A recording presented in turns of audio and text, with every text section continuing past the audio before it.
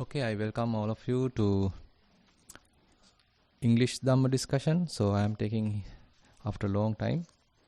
So any particular verse that we were discussing? Actually, we were discussing Tuataka Sutta. I hope Bhante Dhammajiva didn't complete it. We are in between, right? In the middle of something. Yes, so we're almost to the end of this sutta. Right. This is where last time we completed verse 930 of the Bhikkhu Bodhi, and I could read that one if you would like to know what that is. You can't remember the Pali verse, right? No, I don't know the Pali verse. So. Okay. Maybe you can read the translation, then I can try to pick it. Yes. Well, last week we did a bhikkhu should not be boastful, and he should not utter insinuating speech. He should not train himself in impudence. He should not utter contentious talk. So we completed that verse. We're ready for the next one. Mosavajje na niyetha sampajano sathani na kaira ata jivitena panyaya silabbatena nanya mati manye. Mosavajje na niyetha sampajano sathani na kaira ata jivitena panyaya silabbatena nanya mati manye. So the Sinhala translation goes like this. Samyak ප්‍රඥායති මහන මුසවා බිනීමෙහි නොයදෙන්නේය. කපටිකම් නොකරන්නේය.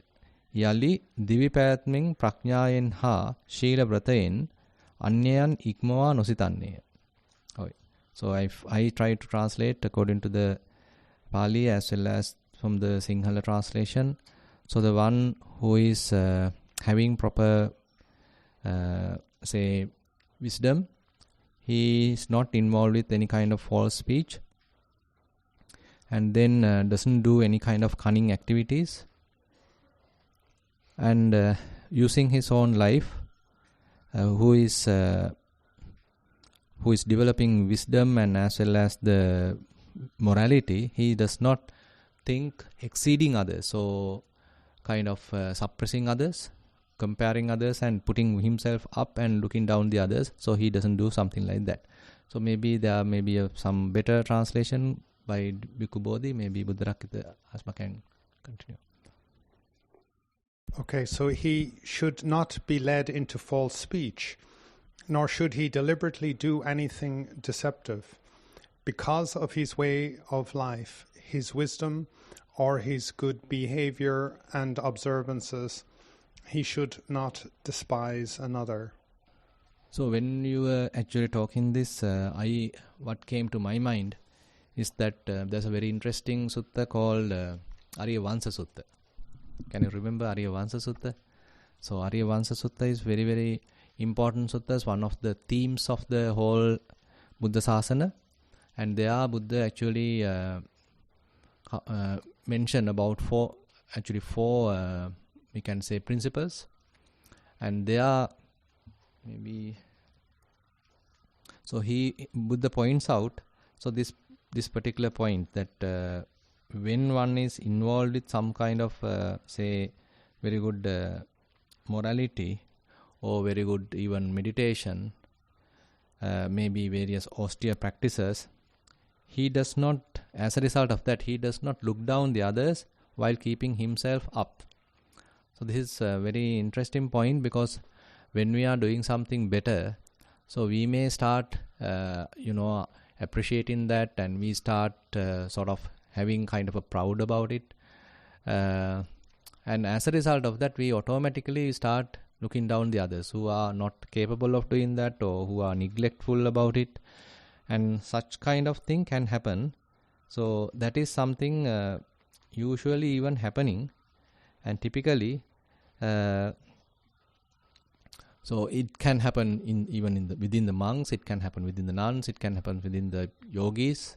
So assume that you are a good yogi, a meditator, and others are lacking that, and they are, wasting their time or sleeping and all these things. So we compare ourselves with the other person, and we put ourselves in up and the others in the lower position. And as a result of that, we may get a kind of a bad feeling about them and we want to expel them, or we want to look down them or to blame them, so complain them. So all these things can happen. So if we can accommodate them, can we? Yeah, can we accommodate them? Can we have some sympathy on them? Are we going to embrace them, or are we going to take to their side? So these are, difficult situations. So sometimes we have to strict. Sometimes we have to ask them to, uplift their morale. And on the other hand, how about the pride arising in us and the conceit arising in us? So that also can be a hindrance. So when we are doing something good and we can get a kind of a praise from the others and others are appreciating that, as a result of that I am becoming, sullen kind of this thing, proud about it, and as a result of that, so typically, so I start looking down the others. So this is typically happening, and this is again and again highlighted in this sutta. I'll just read that little part again and again highlighted in this Arya Vansa Sutta. So Buddha says there are 4 policies mentioned there, principles mentioned there, and there each and every part Buddha mentioned Tayacha. I am just one. The first one is he is using whatever the requisites he has received, the robes what he has received, and Buddha mentioned Thayachapana itaritara chivara santutya nevattanu kanseti no parang vambheti. So this is a very, we sometimes miss this point. We like to see the good side, we like to see the bad side, but by comparison, what happens to us? So that is typically we are missing. So that is highlighted here. We are now, in this case, he is a person who is careful about his robes. Whatever he receives, he is properly using them. And he is not doing anything wrong in order to get good robes. And when he received, he is carefully using them and contemplate when he is using, and he know the purpose, what is the why the robes are available. And so likewise, he is very careful in doing the whole thing when he is using the robes. Now he is a good person, a good monk. But using which, now Buddha mentioned, itaritara Chivarena Thayachapana itaritara chivara santutya nevattanu kanseti no parang vambheti. So because of his own good conduct, he does not put himself up and does not disparage the others. So he again and again repeats this to everything. So very, very same thing here Buddha also highlights. Mosavajjena niyeta sampajano satanina kaira atajivitena panyaya silabbatena nanya mati manye. Now not only wisdom, even the sila, whatever other good qualities, using which he is not being conceited and looking down the others. So this is something I thought of, immediately struck my mind. Anything, Bhante, you can contribute? So I'll just repeat this one again in a different English translation, because this different translation emphasizes something, an aspect of this verse. He would not pass time in falsehood. He would not conscientiously do treacherous things. Nor would he despise another because of his way of life, wisdom, or vows and virtuous conduct.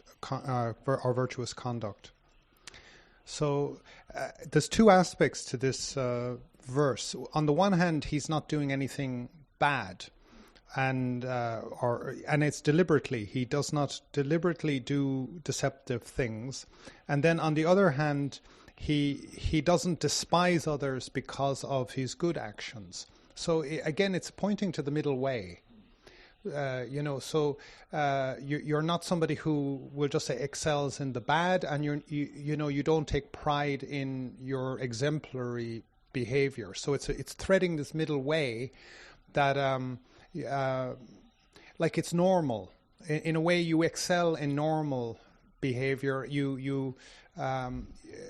So this is what is necessary. Yeah, he's just doing what is necessary. Yeah, that's what's really striking me here is this. He's talking about the extremes, but he's actually pointing to the middle way, and it's it's a very natural thing that in every instant, whenever we meet another person, if you're really mindful, you'll always know that you're gauging the other person, you're measuring the other person, and you're making a determination, I'm superior or I'm inferior to the other person. And if you're really mindful, you know this, and it's every day the same person. You make a judgment, you make a criticism, or you give yourself a plus point. I'm very good, I'm very on time, I'm very proper, I did that well, or that person's a creep, or you make a negative mark, and it's instant, it's astonishing. And we don't value this sort of normalcy, like it's enough. That other person's behavior is enough. What I'm doing is enough. We're always so sensitive to our status, to our actions, like do I look proper, or and it's this self-deceiving false speech to ourselves. Always, we're always doing this. So you can be false good and false bad, where you're assessing yourself. And the one I remember always is like, okay, atta, I am not superior, I am not inferior, but also I am not the same. And then what the Arahants would say when they were enlightened was, this is different. The only correct perception is this is different, not this is the same, this is equal, this is superior, or this is inferior. So this aspect of atta, this idea of self, is manifesting as shame. And if you can have mastery over shame, in my own case, I remember I was hunting for shame. I was looking for shame whenever, and the funny time was I experienced this when I was being put down by another monk. And this monk was kind of scolding me, like he in a subtle way. In a subtle way, he was very dismissive of me, and he was exemplary of himself, and I was like, I wanted to really understand shame, and I was like, oh, okay, thank you, because I really felt diminished by him. I really felt, Looked down, or? Like crushed by him. And shame is crushing. You feel really crushed. You feel oppressed. Your shoulders drop. Your chest can go in. You feel like miserable. And this other guy was crushing me. But I was really interested and looking for shame. I want to understand shame and how it's impacting my life. And in that moment, I could be very mindful of that experience of being crushed by shame and my own judgment. And he was just, he was not a kind person to me in that moment. But I was taking those words into my own heart. And I was, what I was doing with that was what was the damage to myself. And then I was like, oh, okay, now I've got shame. Now I can take the signal from shame every time that I'm with other people. That am I judging myself? Am I allowing their judgment of me to affect me? And I take my guidance from shame. Shame is my voice in my mind, in my heart, to understand this dynamic. And once shame is very active in a group, it can be very contagious. It's very nasty, and you can really see it. Like I always, I spend a lot of time with Sri Lankans, so that there can be, especially overseas, you can get this like Sri Lankan nationalism. We're really proud to be Sri Lankans. These pseudo people that we have to live with to make our money, they don't know the proper way. You know, they look down on us because we eat with our hands, but we like our rice and curry, and they think that we're savages because we eat, and it's very dirty to eat with your hands. And you know, all this kind of crazy, I call it Sri Lankan nationalism. Like they come together and they're having a Buddhist gathering, and it's like, we're the superior people. Those white people are completely, they don't know the truth, you know. And it gets really like the banners, and you see the flags and the whole thing, and it's very it's common to any national. I know. I'm just absolutely every nation. Every nation. Oh my God, every nation. You know, so they are proud of their own nation. With Irish, it's St. Patrick's Day, and we have to wear green, and everything is green, and we go around like we're acting like fools, but we're proud fools. You know, it's like, oh my God, every nation has this thing, but it's shame. It's shame is driving it, and it's this like, we're superior and they're inferior, and but finding this middle way, threading that needle, and realizing it's instantaneously there every single encounter that we have with another person. To get a handle on that is you know, that mindfulness in every moment, and it's astonishing. Once I could do this, I could do this all the, you know. I mean, shame is very powerful. Like it's astonishing how it can strangle you and defeat you. But I take it as a lesson learned. You know, I'll meet somebody and they're just, I don't know what it is about them. They have some special superpower of shame. And is it the shame proper term, or kind of conceit, kind of proud? No, they come together. As soon as there's conceitedness, as soon as there's that assessment of the other, instantly the shadow of that is shame. Just like if you see a threat, there can be anxiety and fear and anger. And what I was really looking at was that sometimes I feel very angry with somebody, right? They're very annoying. And what I missed was, before that there was fear, and before that there was shame. There was an assessment that this person is more powerful than me in some way, and they're putting me down. And so this would very quickly happen, and I would be feeling annoyed. So when I feel these protective emotions, let's not call them negative, protective, then I'm very on guard. Like, oh, what is it about this person that is threatening me? Like, why do I perceive myself as better than them or inferior to them? So then I look very simplistically. So that's why when I see this verse, immediately I said to you, I see the extremes. But the Buddha is pointing the middle way. Like, so it's not explicitly in this verse, the middle way, but that's why because you can't, it's not so easy to find that middle way, but it is if you look at the extremes. Like, I feel inferior around this person, or I feel superior around this person. Their behavior is bad behavior. My behavior is better behavior. And then, of course, as monks, we can really tend to this, like, I'm superior in that way. But in my own tendency, I have a strong tendency towards feeling an inferiority, that I criticize myself. I'm not doing good enough, or, you know, I'm not a real monk. I'm not a born in Sri Lanka monk. Like, gee, those guys are perfect. You know, they've got it all. They were born. You know, I eat with my hands, very messy. I can never eat like, you know, it's like very messy. I see these monks, and not even the tip of their finger is dirty from eating the food. You know, I'm like, it's like magic. And I'm like eating it, and it's like a pig. You know, I can never do this. It's inferior. You know, I can never wear the robes properly. I can, you know, some people, you see these monks who have been ordained since they were childhood.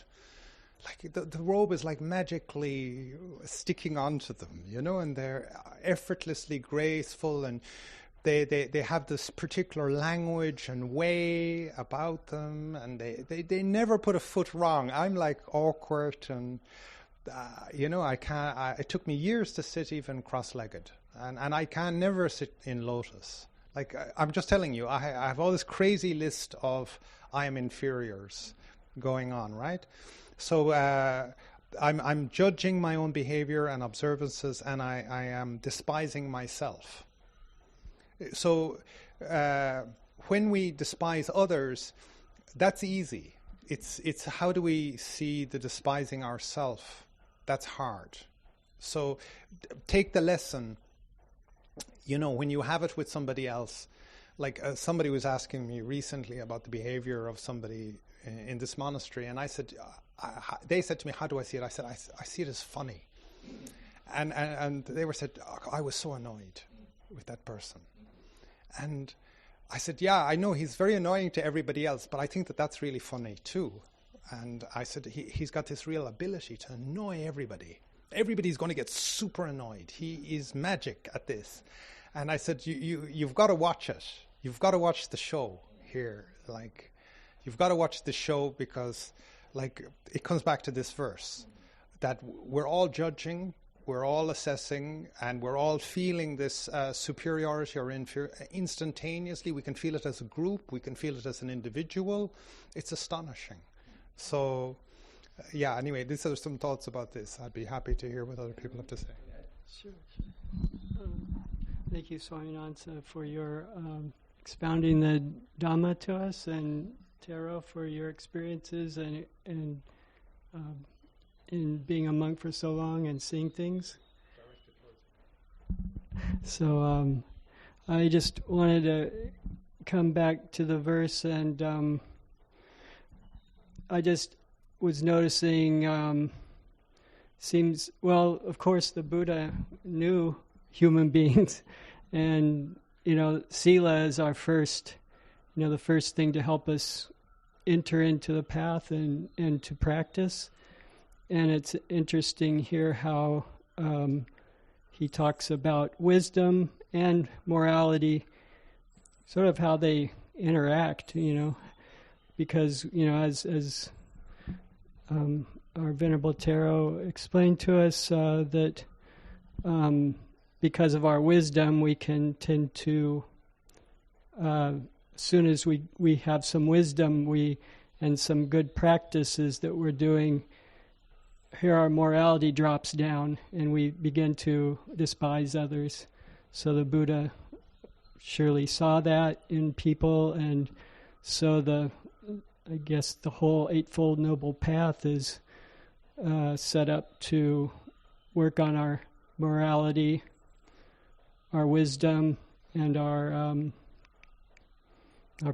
practice of meditation. So if we are continually coming back to our own practice, then that's a sort of a safeguard. As soon as we see that we're despising somebody, I guess just keeping a mindfulness how we're putting others down, or how we're giving ourselves too much, like making ourselves special, then that's a sure sign that we've fallen off the path, and we need to come back to mindfulness of wisdom, which is seeing the no self, the suffering, and the changing nature of all things, and to come back to the present moment and experiencing things as they truly are, which is without there's no separation. If we see all things as just fundamental nature of things. So there's nobody better than the other, and then we're safe. We're not suffering, because as soon as we are beginning to put somebody else down or raise ourselves up, there's a lot of suffering in that, and we can't continue. We can't progress in our practice that way. So this whole verse, just for me, that's what comes up for me. Yeah, actually, another point, this sampajano, satanika na kaira. Now, this is very interesting way of putting it. Now, when we are developing wisdom, and it may have developed certain critical abilities, so you can think carefully, you can analyze the situation, and that kind of skills are being developed, and it can promote even you know, doing certain unlawful things or kind of mysterious things which are not acceptable, not moral things. So, and satani basically means, so, you know, the certain kind of cunning things. So therefore the wisdom, so always has to have some kind of a connection between the sila, and you are very much aligning with that.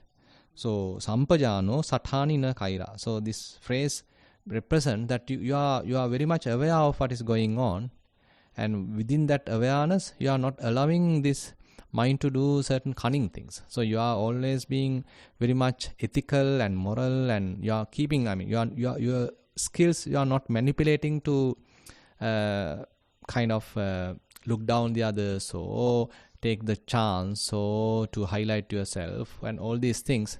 So that is possible, by the way. I mean, you can, if you are a skillful person, you can take the opportunity, you can misuse the opportunity, you can look down the others, and you can highlight yourself. All things are possible because you are maybe an intelligent person.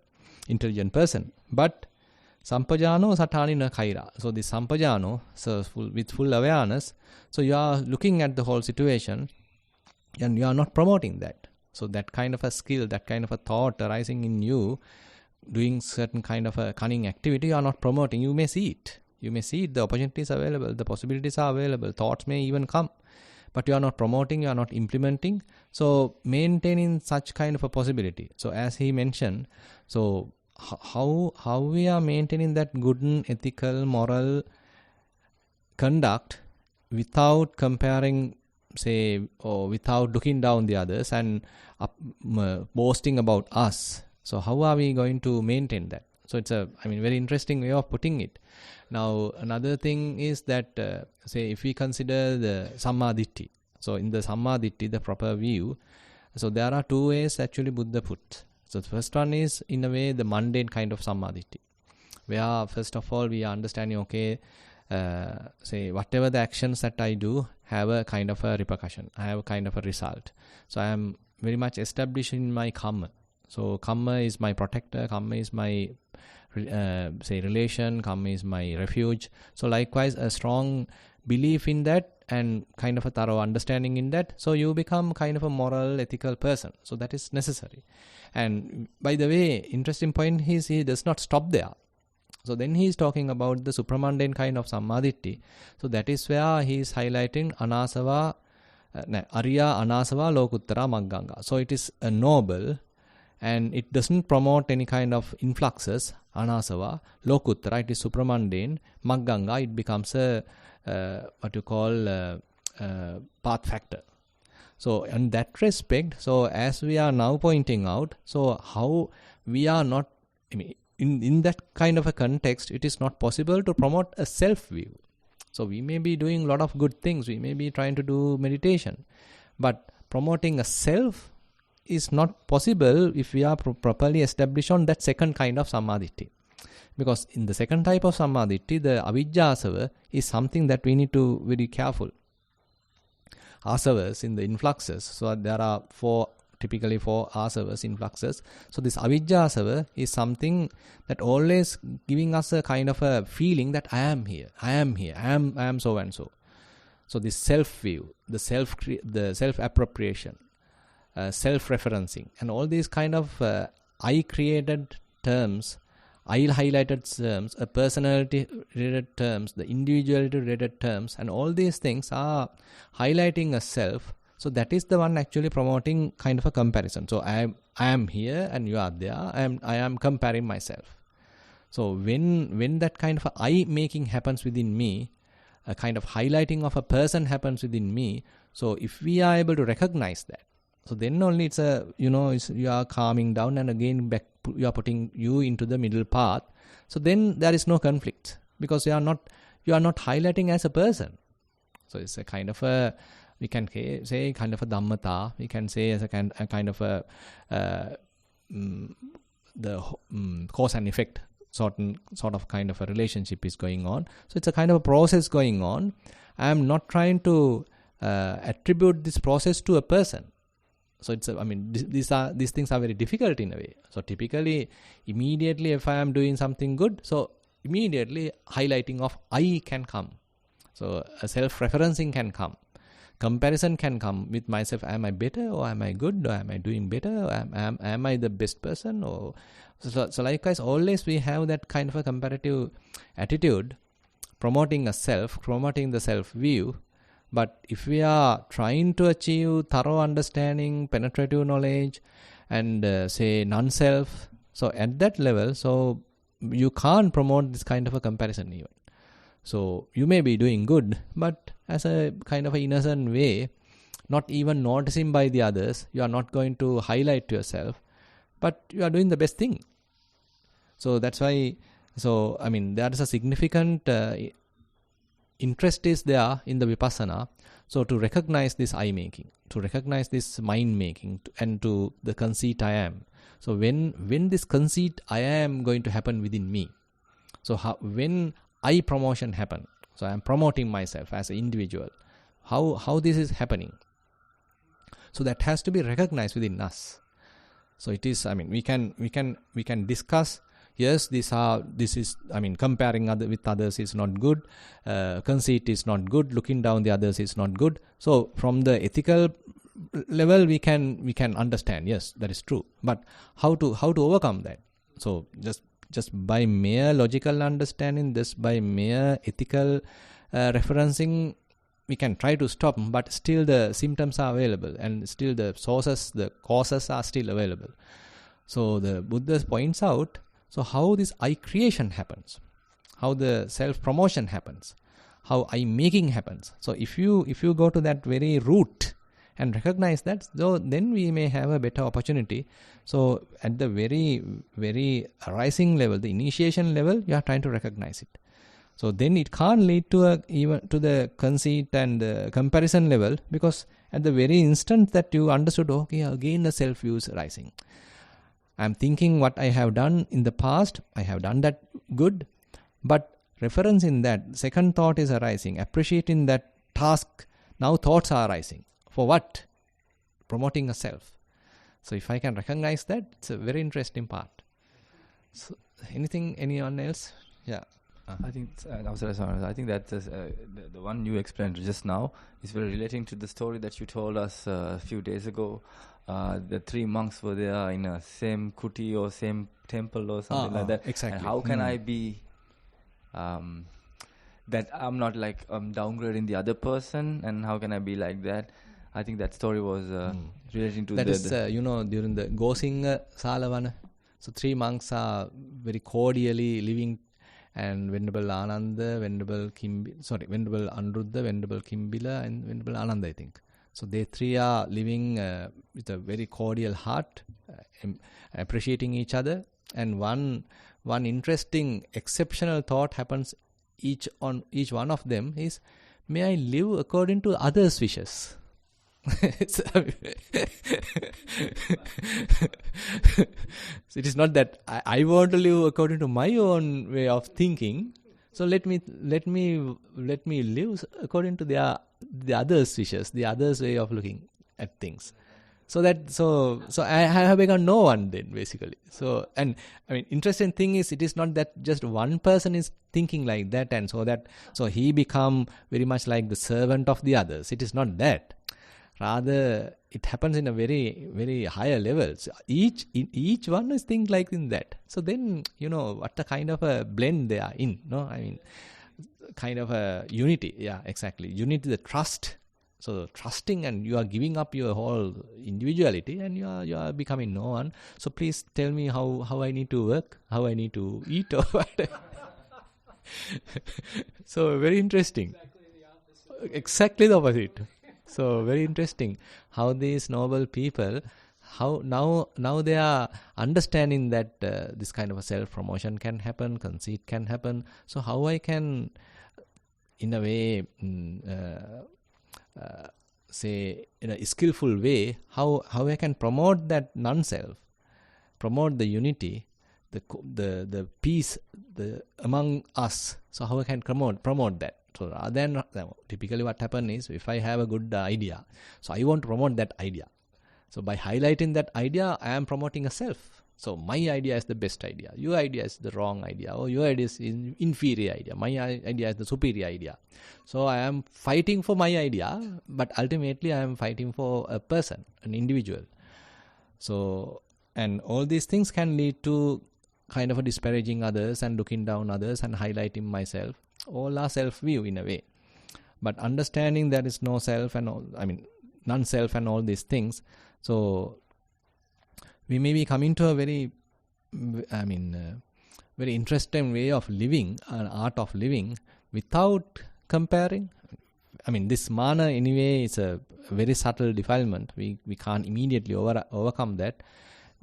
But recognizing that and not promoting it and not being victimized to that, and so that others also get into trouble if I try to highlight myself too much and looking down the others because of my own conceit. So the others are also in big trouble.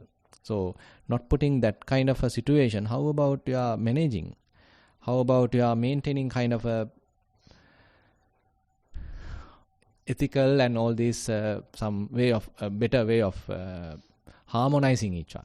So that is you can't have a, I feel you can't have a kind of fixed line. This is the only way of doing it. That there are when things are happening in many different ways, at that level you have to have a kind of proper judgment, proper decision making and all these things. So you are managing it as it happens, as it comes. So these are a few things I have. Yeah, Tim, you have anything to mention? Can you hear me? Yes. Yeah. I was just letting that sink a bit because I appreciate very, very much. Thank you. Yeah. And my thought was about that before, that it's quite clear in the first place why we put down others, lifting ourselves. For the mind, it's quite comfortable, feels good, powerful. So like a nice feeling in the first place. And then I find it interesting and very valuable to notice a bit more subtle when you're coming from a calm or peaceful state, that it's then not something uplifting but something disturbing actually to put somebody else down and to experience that it's an interruption of own calm and peaceness was interesting and valuable to me. And then the third place, astonishing how even though knowing that, experiencing that, still keep on doing it. It still comes back in quite, as you Can't said, stop. as you said before, in every little situation, every ridiculous circumstance, it can be so strong still. Yeah. To that level, this influence coming within us is so powerful. Even though we now mindfully understand it is, it's not something better to implement. I want to let it go. Still, the influence coming is so powerful. With that momentum, I am just still doing it. But the interesting point is, I am mindful about it at least. So that mindfulness is, and in a way later, slowly you may be able to recognize this particular thought at its very inception.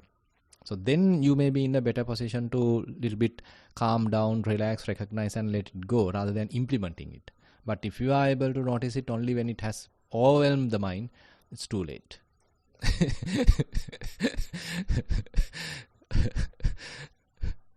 Very interesting. Openly discussing these things. These are all human nature. It's not that we all are any kind of a special people. So as he mentioned, everyone has their own distinct features.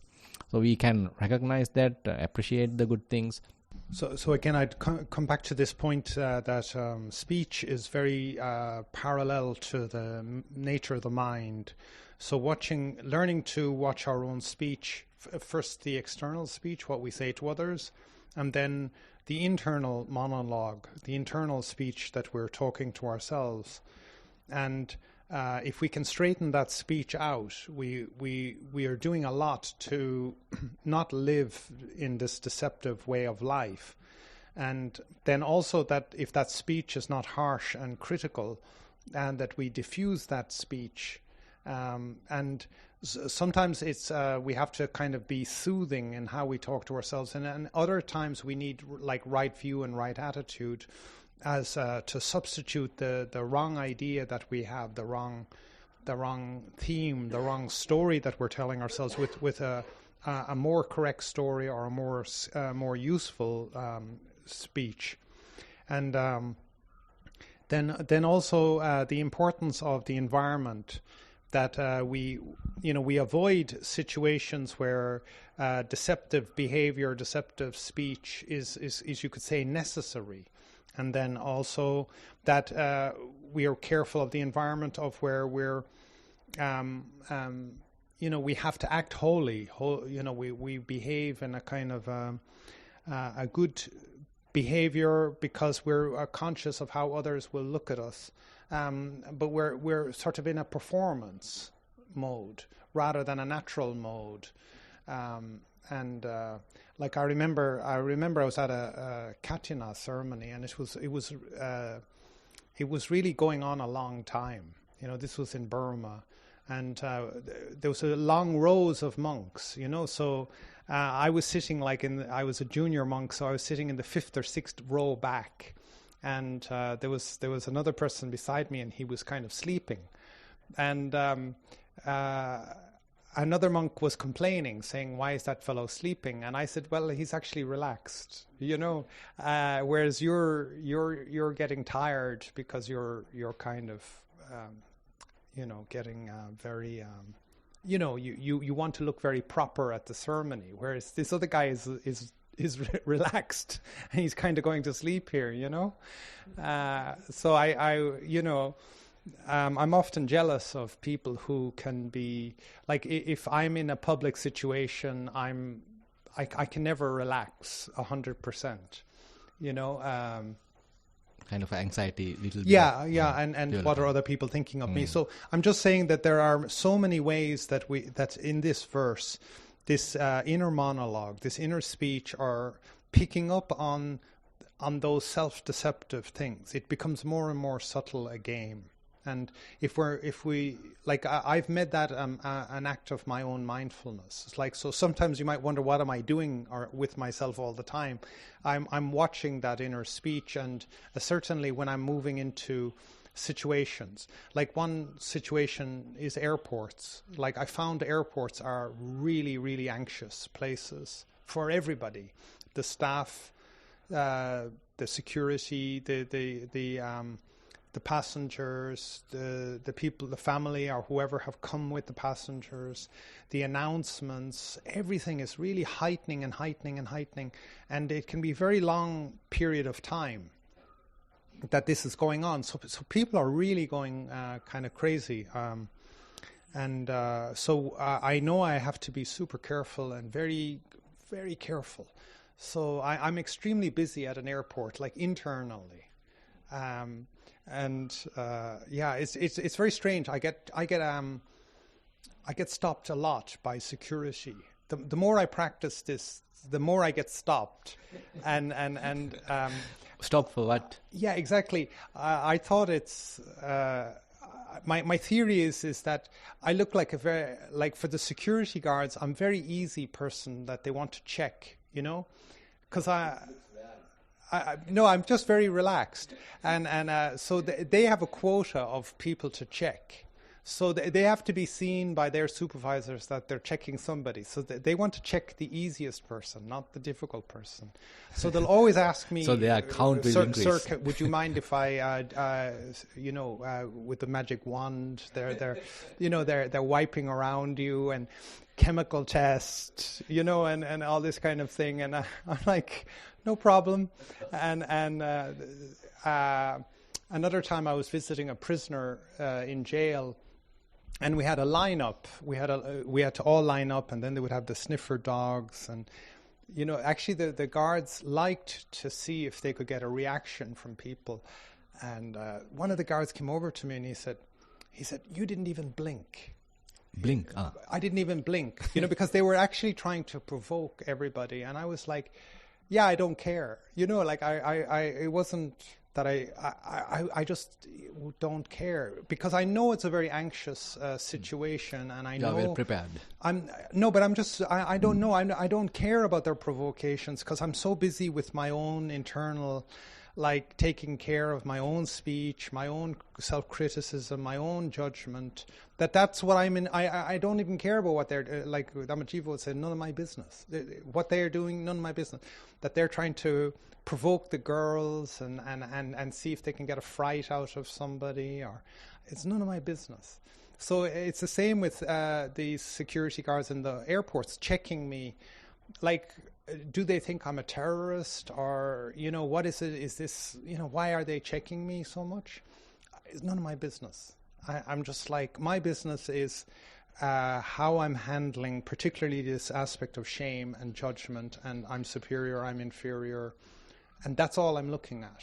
Like, because in such a strong situation for me, it's not, of course, like my standing posture and the contact with the ground is very important, or the breathing, but also just that sheer, like it's like a python where I'm being squeezed by shame, and I'm just listening to it. Like, if this is coming back to what you were saying, like how can we distinguish between the extremes, or between, how can we find this middle way? It's by actually back and forth between these extremes. Like where I feel judged, or I feel superior, I feel less than, I feel inferior. Like, and just realize that that's happening very quickly in the mind. Shall we go to the next verse also then? Yeah. Okay. Will I read it in English and you read it in Sinhalese, on Pali? Yeah. Okay. So, when provoked, having heard many words from ascetics who speak profusely, he does not respond to them harshly, for the good do not retaliate. Okay, the Pali verse. Sutva rusito bahung vachang samananang puthu vachananang parusena ne na pativajja nahi santo patisening karonti. Sutva rusito bahung vachang samananang puthu vachananang parusena ne na pativajja nahi santo patisening karonti. The Sinhala verse, Sinhala meaning, Behari Mahanunge ho Kshatriyadinge අනිටි වූ බොහෝ bus අසා ගැටුනේ රළු බසින් ඔවුන්ට පෙරලා නොකියන්නේය. රාගාදී කෙලෙස් සංසිඳු වූවෝ ප්‍රතිපක්ෂ භාවය නොකෙරෙත් මැයි.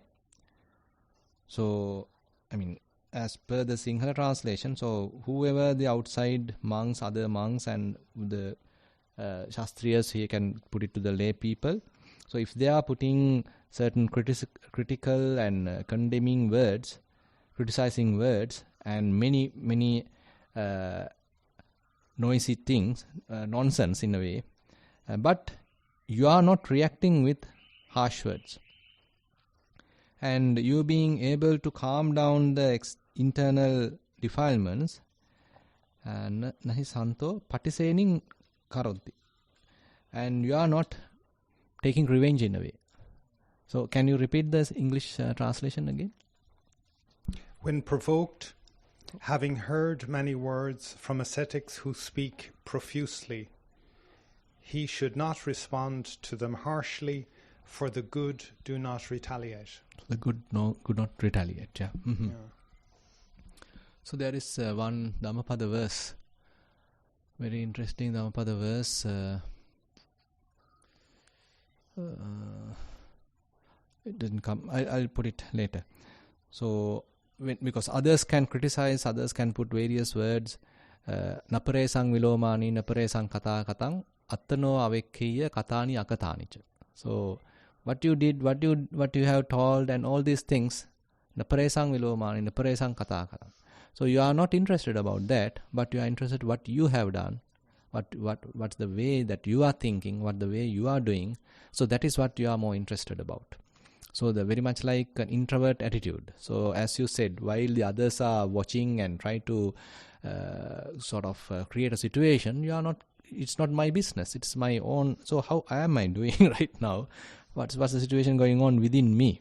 So kind of an internal kind of an introspection going on. So this introspective attitude is something very interesting. And so if we are more promoting that, so certain dislike happening within us, maybe little hate happening within us, resentful thoughts happening within us, so we'd be able to recognize at their very early stage, so that So we would be able to implement this verse. So others are trying to criticize, others are trying to put you in trouble, but you appear like calm, you appear like relaxed. So you are able to maintain your demeanor. So you are not being frustrated, you are not being agitated. So how are we going to maintain our peaceful mind? So these are not easy things. We can talk, but when we are in the real situation, isn't it? We can talk actually. We can talk about very intellectual as well as very high minded kind of states. But when we ourselves are in that kind of a situation, are we able to maintain ourselves? Are we able to maintain the peace of mind even when things are troublesome? Even when others are finding fault with you, am I able to calm, relax? So without immediately reacting and criticizing and getting into harsh words, so am I able to carefully, mindfully guard my senses in a way? So these are very practical. Very, very practical. So when now we can talk, we can talk high about it, but when we ourselves are in such kind of situation, so how are we going to practically maintain that? So we all have such opportunities. So maybe, as you said, maybe at an airport, while at the Pindapata, while at the Dhanasala, while at the meditation hall, because we are dealing with many different people. So they have their own different characteristics. There are distinctions. So we are not, two persons are not identical. So we have certain distinctions, differences. So when these differences are being noticed, am I able to calm down myself without, as the previous one say, without thinking that I am superior or he is inferior or equal or whatever the other way, or agitated, with the agitated mind I am going to talk louder or criticize, or I am going to provoke, or I am also using the harsh words, or am I able to accept and have some kind of maybe self-compassion, and again the self-compassion towards the other person, and accepting the situation. Okay, this is the way it is. So people are different. Accepting that difference, isn't it? Accepting these differences. Okay, he's different. Okay, doesn't matter. So that accepting that difference, so that I can live peacefully, and again having different opinions and still living peacefully. We can't come to the same opinion within a meeting or within a companionship. How can we come to the same idea, same very equal kind of way of looking at things? So we may look at things many different ways, but still maintaining kind of a harmony. This is a very challenging situations. Very, very challenging. Sutta rusito bahung vachang samananang putu vachananang. So it's very good to our Dhanasala. Parusena nena pativajja nahi santo patisening karonti. Nahi santo patisening karonti. So he is not taking any revenge. He is not. What's the last translation? The last sentence? Yeah, for the good, do not retaliate. Retaliate, yeah. Not retaliate. You're not taking the revenge. You're not retaliating. Yeah, so this is a victory. So I think we have to, whenever we experience these situations and when we tackle them reasonably well, or it becomes a game. Can I improve on this time after time after time? And especially like in a situation where it's repetitive, where it's very consistently I'll run into that problem, then that's a great area for working. Improvement. Like I just mentioned about the airport. I was very astonished at the extent of how perfect kind of a squeezing point this airport is, and how stressed out people are getting and why they're behaving in such an extreme way at times.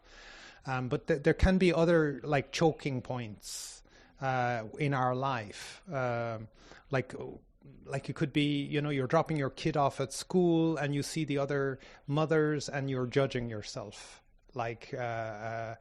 or you see it with children's sports games where the parents are screaming at the referee, or they're screaming at the kids, and it's like they're completely nuts. You have to say to them, this is not the way to behave. like because they've lost that self awareness of themselves. Or you see it at political political action or political rallies, or but it could be just ordinary action, like if you're at the shop and every day, there's always like look out for these areas in your life where where you're getting provoked and you're responding harshly, and that you find a way to not retaliate.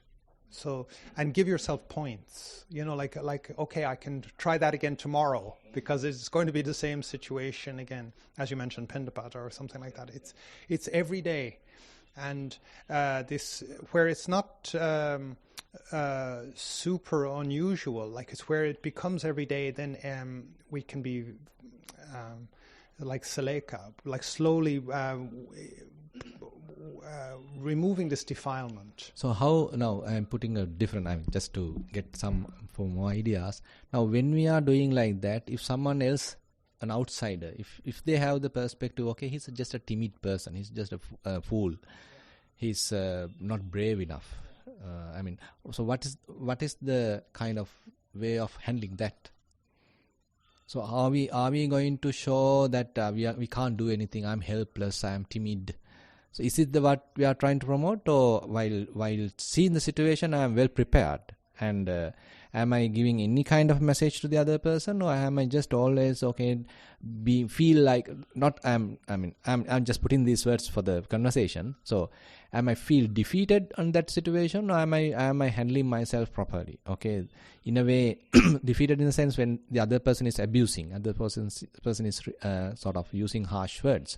So am I feeling defeated and cracked and all this lost situation, or I'm full aware of what is going on? I'm standing properly, fully aware of the whole situation, but not reacting.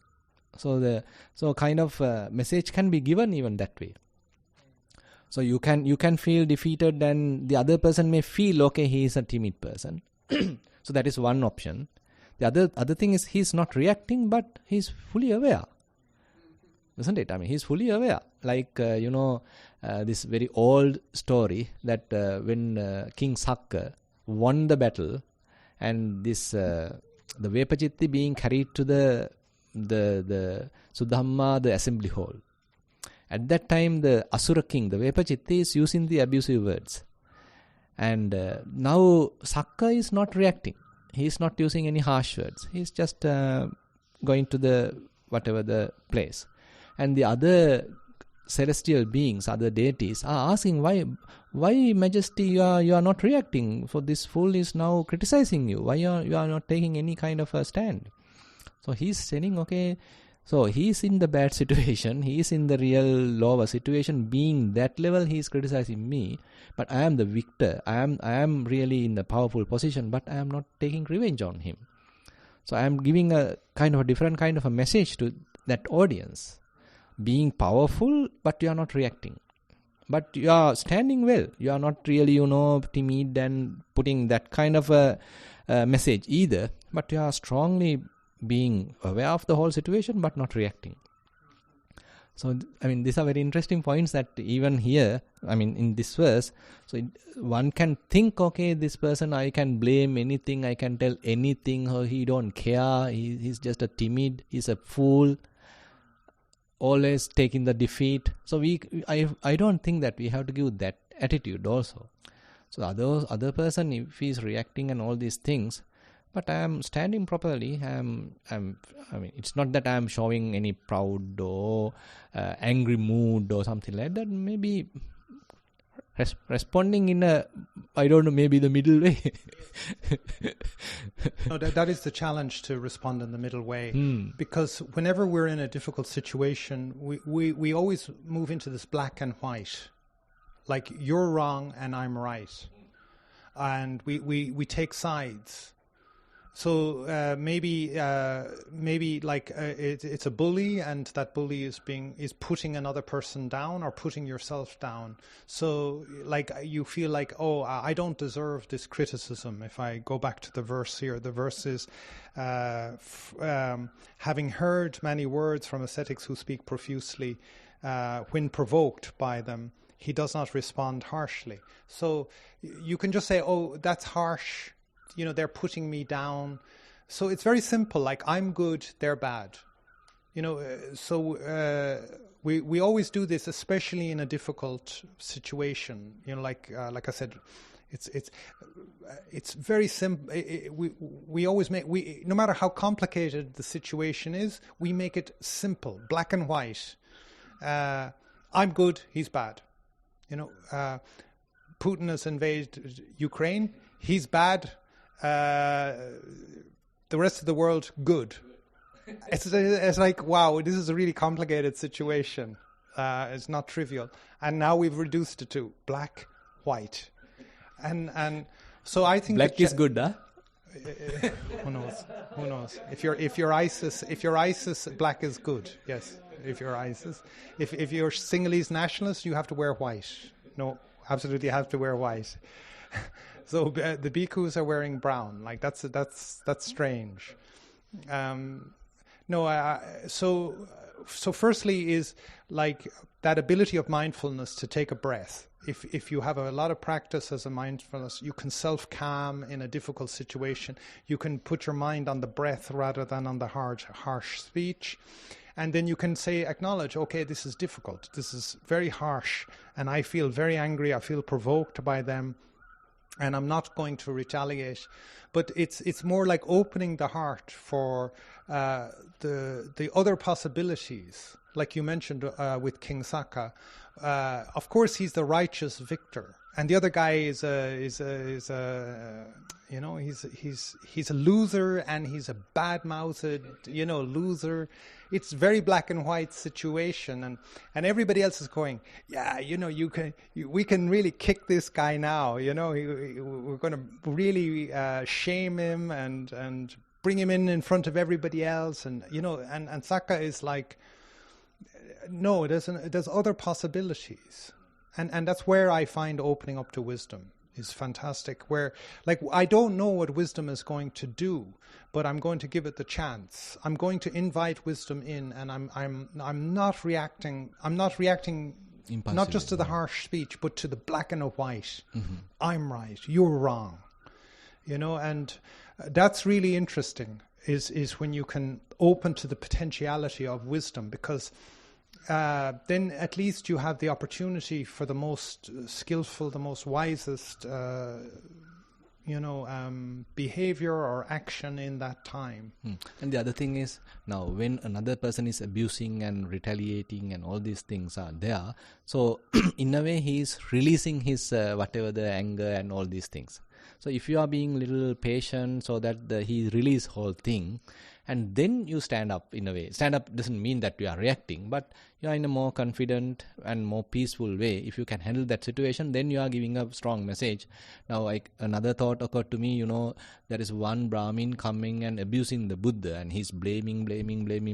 And so Buddha was peaceful, and at the end of the thing, so he asked, have you finished? Yes, I'm finished. Then he's asking, so what's happening if you are getting certain guests to your house and you are preparing so much of delicacies and all the food and all these things, and he's telling, okay, I'm preparing all these things. So what happened if they are not coming on that day? So now you prepared everything, and your wife and you are there, and you prepared the whole thing for the guests, but they didn't come. So what are you going to do? So then we can't waste the food. We myself and my wife start going to eat it. So similarly, so you have abused me, you have told so many things, but I am not accepting any of these. So you have to use by yourself. So likewise, you are simply reflecting and you are giving it to himself. You are not accepting anything, but when he is talking like that, he was maintaining his mind peacefully, not reacting. So likewise, allowing that person to release this whole tension, in a way, you are being a passage at that level. But later, once he comes down, he was saying, I'm not accepting. I mean, this is not really pointing to me. So I haven't done that maybe. But at that time, that person being, overreacted and, used harsh words and all these, help him also to calm down, and he also now little relaxed because he has used harsh words. So his tension also has now reduced. He may be in a better position to communicate right now. So immediately if we start reacting, then we both get into heated arguments. But another way is like we allow him to talk, maybe blame, but later when he calms down, okay, now I'm telling you, I'm not the one who did it. So whatever the abuse that you are putting to me, it's useless, baseless. So that is another way of doing it. Maybe again the middle path in a way. Like the black and the white is often very obvious. It's kind of very obvious, whereas wisdom is very surprising, and it's have these small victories and like get into the game. Like that's what I find is very interesting. Like I've had many examples come to my mind. Like once I got scolded by like literally the same like in the previous verse. I got scolded by a senior monk. He gave a 3-hour desana to me on the 10 virtues of a samanera, and I wasn't a samanera. I was a Thero. So he spent 3 hours scolding me about the qualities of a good samanera, not even of a bhikkhu. He wasn't acknowledging me as a bhikkhu.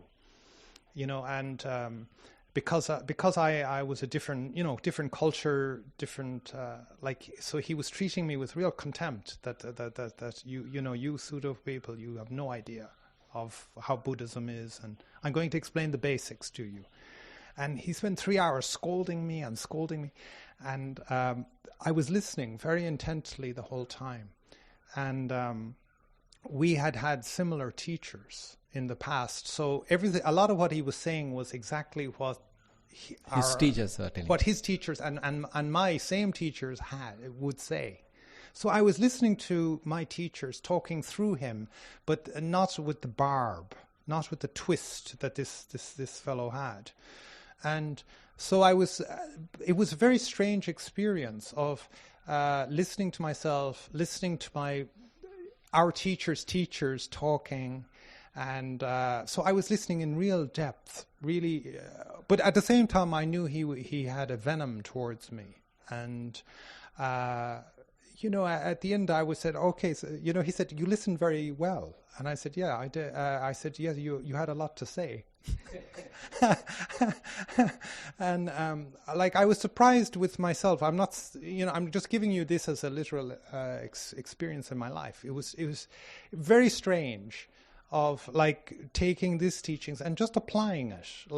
I don't come from a Buddhist family or community or culture. Like my family are Irish, and they're Catholic, and they're farming and so forth. Like even sometimes with Dhammajiva, I'll argue with him. Like he likes to boast that he's from a village. He's a bumpkin from a village, and I'm like, man, you should see where I'm from. I'm not even close to the village. This is like the middle of nowhere. You're like next to Pyridinea Botanical Gardens. This is like super posh. Closer to the tooth relic. Yeah. Next to Pyridinea University. You'd walk down the road for your undergraduate and your master's. What the hell are you talking about? You're a bumpkin. This is ridiculous. You should see where I'm from. It's like hundreds of miles from the university. It's like I have to walk several miles to the crossroad where the village, in air quotes, village is. It's not even a village. If you don't pay attention, you won't notice that this is a village. Here we talk about Mitrigala as a village. There's loads of houses. I'm from no houses. It's like this is bumpkin where I'm from. And he's looking at me, you're not a bumpkin. And I goes, no, I'm really a bumpkin. You're not a bumpkin. I know you. I've been to your village. But I'm just saying, people can speak provocatively, and it's what we do with it. And like that's where I take, I always took the Buddha very seriously. Like this is like a manual in my life. It's not just poetic verses. And I really try to put this into my life, and I call it gamify it. I like try to play with it all the time and get it. I don't win. It's like a very difficult game. I lose most of the time. Most of the time I'll get annoyed by somebody. Somebody will say something to me and I react. Like Dhammajiva is an expert. He loves getting my reaction. Dhammajiva loves getting a reaction from me. He'll be trying for days, and he'll find something that annoys me. And it's a good exercise. Yeah, he's really expert. Like he knows. Like if he's, you English fellows. Like, and it's very annoying for Irish to be thrown into the English camp. It's like saying to Sri Lankans, "You Indian fellows." It's like, what the hell are you talking about? We're not Indians. Like the same with us Irish. He said to me recently, he was going on recently, the things that you English did to us here in Sri Lanka. I said, what the hell are you talking about? I said, have you any idea what the English did to the Irish? I found recently a history professor talking about a particularly devastating period of Irish history. It's horrific, genocidal, just terrible. To this day, like Oliver Cromwell is like, we spit if you say this guy's name. He was the king. He was like the ruler of England in the 1640s. Like they were having peace negotiations with the English for this 25 years ago for Northern Ireland. And the Irish Prime Minister, he was meeting the English Prime Minister in their office in England. And he said, look, I have a special request. Can you take down the portrait of Oliver Cromwell when I'm in this room? We cannot have a peace discussion if this guy's picture is on the wall. Like even after 400 years, this guy is annoying to us. And they had to take down the portrait of Oliver Cromwell for this whole time because it was just not acceptable. Like it was a small request from the Irish government.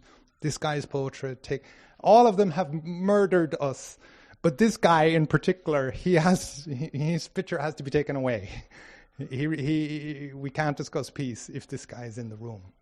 So but I'm just saying to you, it's a game.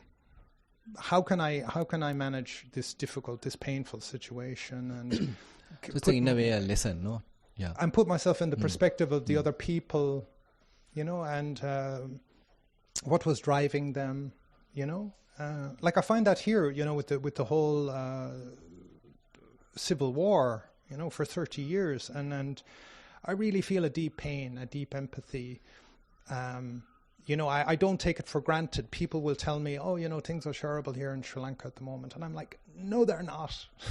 This is not terrible. I've seen terrible. This is not terrible, and I'm like, yeah, I'm enjoying it. This is good. This is not bad, And so, it's amazing how this victory of harsh speech and things that annoy us, if we can have that patience, that calmness, it's a great, great victory, and this gives me great confidence in the Buddha Dhamma. It's, you take the guidebook. This isn't poetry. This isn't philosophical. If you apply this in your life, then you can get a tremendous benefit, and you will lose, but every now and again you'll have a small victory, and like, oh, okay, there's the victory. There's the small victory, and you hear this great thing about Saka, oh, that's great, that's very heroic. It's like Marvel Comics. But in your own life, it's like, wow, I didn't get annoyed with Dhammajiva poking me again about being English or something like that, I get it every day. I'll get it from him every day. You bloody English people! Like, I'm like, what the hell are you on about? So that's a victory for you. Yeah, exactly. Okay then. Actually, we have spent almost 1 hour and 15 minutes. So I think we have spent fair amount of time. Now the time has come to wrap up the session.